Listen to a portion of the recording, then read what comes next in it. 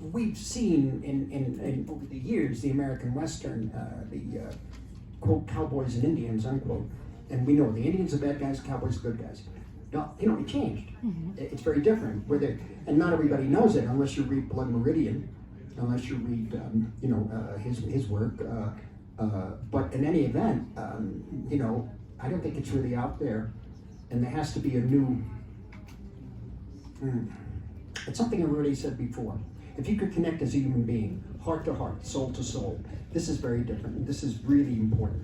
This is really important. So I thought this story really presented that, because it didn't present it as, you know, 1974, I was involved for a little while with the Wounded Knee Massacre, that film. That's why I went to South Dakota.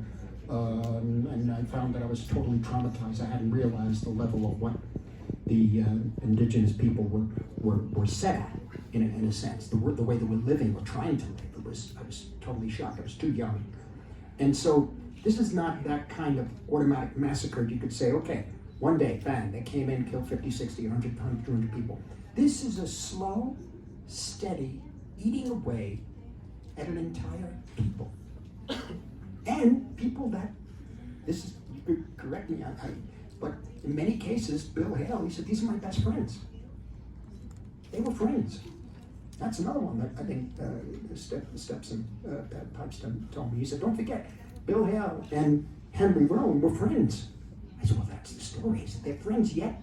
Well, Bill feels, well, Henry's going to die anyway, so, you know, I can make some money off him in the meantime. I mean, what is this?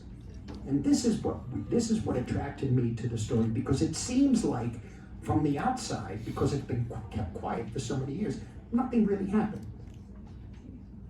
You know, there was no shootout, there was no you know, bombing of the Black Wall Street in 1921, which did take place in Tulsa the same year.